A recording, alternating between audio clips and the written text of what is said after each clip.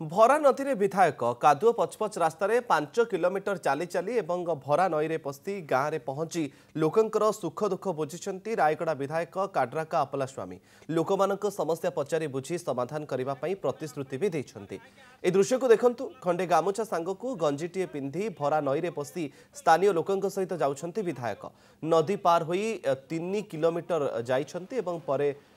Rayagada block 22 Singh पंचायतर पूजारी bamboo गाँ ए गाँव में 60टी आदिवासी परिवार बास करती गाँ को किंतु बाधक साजिछि नागावली नदी वर्षा दिन हेले ए गाँ सतजेमिति बाह्य जगतरू विच्छिन्न हो जाए। गतकाली नागावली नदी पार हेबा बेले गाँवर किछि युवक सहायता करथिले मध्य विधायक गाँ को जाइथिले। गाँव में विधायकों को देखि आदिवासी संप्रदायर लोक माने बेस खुशी अनुभव करथिले। 3 घंटा धरी विधायक काड्राका अपला स्वामी स्थानीय लोकंक सहित विभिन्न समस्या संपर्क में आलोचना करथिले। सरकार को विभिन्न योजना सेमानक निकटरे पहुंची पारुछि ना नाही से संपर्क में पचारि बुझिछंती। जिला प्रशासन सहित आलोचना करी गाँ को पक्का रास्ता निर्माण करने पई निर्देश देवे बोली प्रतिश्रुति दैछंती।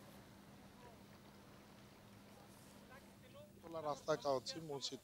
जाइली केदूर गली गाड़ी आठू गलाना ट्राक्टर मध्यम गलु पूजारी बम पहुँचलु पूजारी बम देखिले कौन गाँव डेवलपमेंट किसी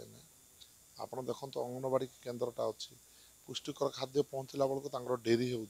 पुणी अंगनवाड़ी पिला जदि कौन यूपी स्कूल रे पाठ पढ़े ताले से पाख तोड़ कौन स्कूल ना